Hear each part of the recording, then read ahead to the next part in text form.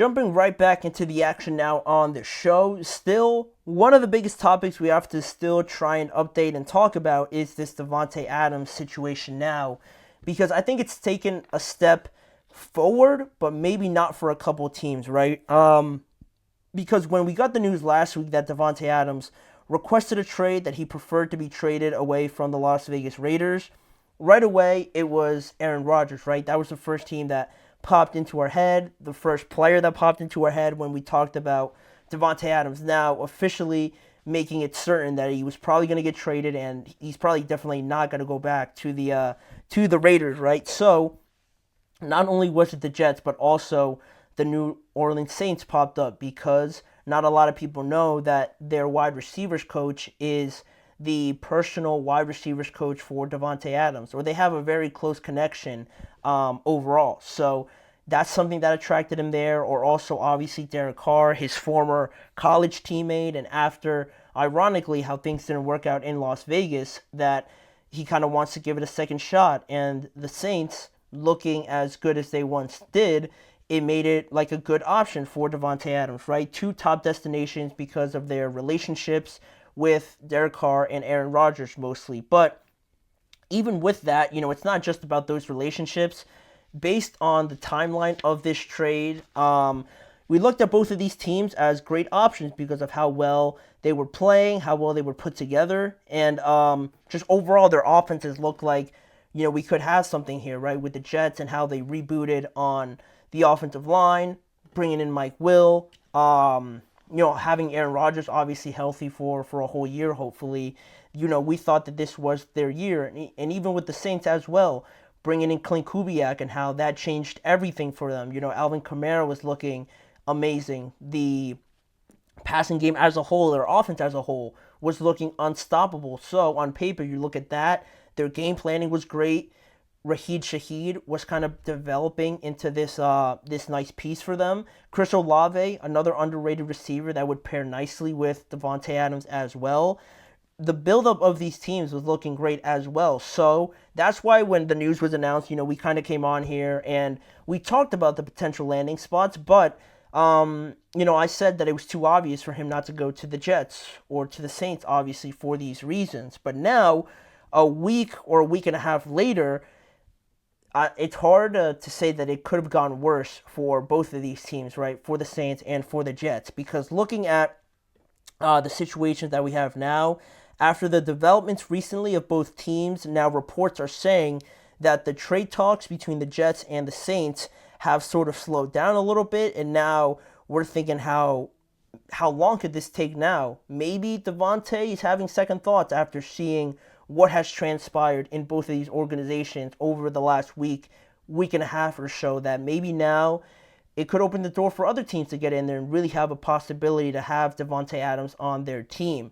And what I'm referring to, obviously looking at the Saints and the Jets and how things have drastically changed for both of them, right? Because starting off with the Saints, they started 2-0 and their offense was playing amazing, like I said, because of Clint Kubiak, and their offense was just maybe not the most eye-catching on paper, but the way that they were playing, right, putting up 40-something points in both of their first games, and their defense we already knew was solid. So that was great. That just jumped off the board as well. Derek Carr looked rejuvenated from, ironically, like I said, his time in Las Vegas when he played with Davante Adams, and Chris Olave was looking better. Rashid Shaheed, Alvin Kamara, their defense was solid, but now how drastically it's changed. Now they've lost 3 games in a row. They're third in the division. Derek Carr is out indefinitely with an oblique injury that he suffered against the Chiefs on Monday night.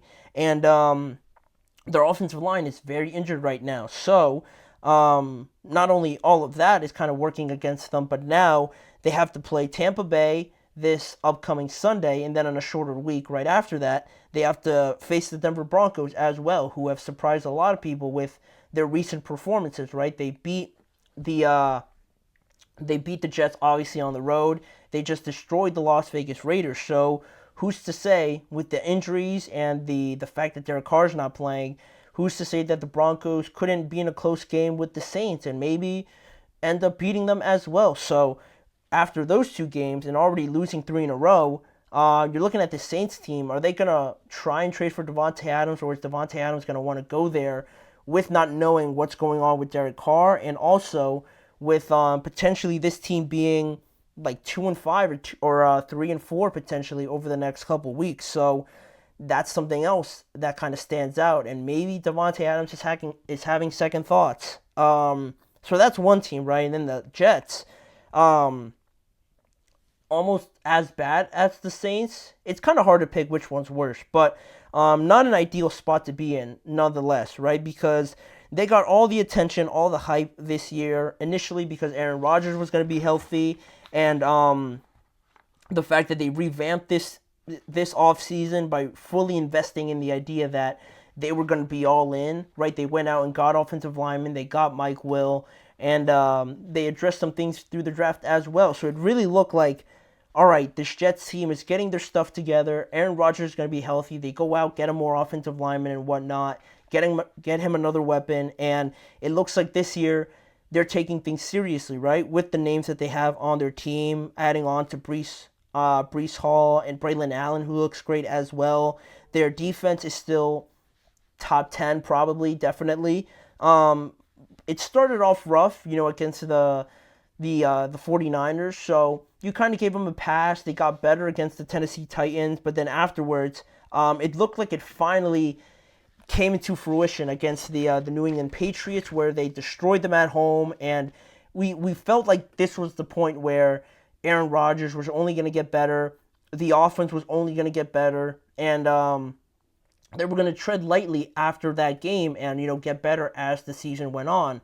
But after back-to-back losses to the Broncos and only putting up 9 points, you might be thinking, all right, that was bad. Aaron Rodgers didn't play great, but we did play in like hurricane conditions or something like that.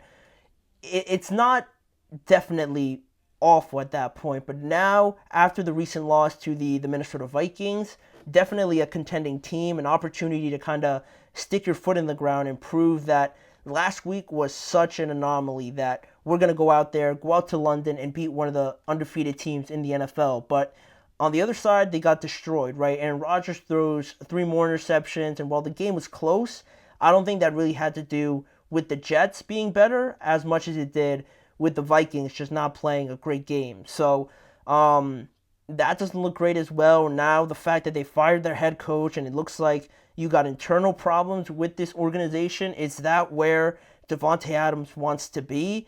Can the New York Jets be a place that will look like the team that they have right now after 2024? Aaron Rodgers might not be the quarterback there. Do you want to play out the rest of your contract there, knowing that Aaron Rodgers could be gone? Are they going to blow up the rest of the team as well, with maybe Joe Douglas being gone after this year and bringing in a whole new regime if they don't accomplish what they set out to do at the beginning of this year? And right now, it doesn't look like they're built right now from an organization leadership standpoint to go out and get to a conference championship or anything like that. Is that where Davante Adams wants to go and try and win a Super Bowl? Because that's really, at least I think, what Davante Adams is playing for right now. What more is there to do for him? Because I still think he is pretty much considered the best receiver in the NFL, or definitely like top 3 or something like that. If I'm Davante Adams, I don't know if these two teams are my favorites to go play anymore. If the goal is to go win a Super Bowl, right? If your goal is to make it as likely as possible for you to go out and really compete for a Super Bowl, I don't know if these two teams fit the bill as of right now. Unless he just wants to go play with his buddies, if he wants to go and play with his old college quarterback or play with the quarterback that he had most success for just a good time, then maybe consider these options. But I think the best chance to win, I think now you have to expand your horizons and think about those other options that before might not have looked so good. But now with the way the Saints are trending, the way the Jets are trending, why not give a look to the Steelers or something like that? They don't look very great right now, but you could make a case that it looks better than what the Jets are going through right now, or the Saints and how injured they are. The Commanders, they're trending. They're the highest climbers in all of this, right? And I know they're young, and I know they're planning not just for this year, but why not go out there and play out the rest of your contract there and help this organization grow into a serious contender over the next few years? And maybe, who knows, you get to a conference championship or you get to the divisional round. And why can't you go farther than that? Because Jaden Daniels certainly seems like a quarterback capable of winning a Super Bowl or something like that. Why is that such a bad option now? Right, they're looking like one of the best teams, and they could certainly benefit from having someone next to Terry McLaurin. So I think now I'd say the Jets.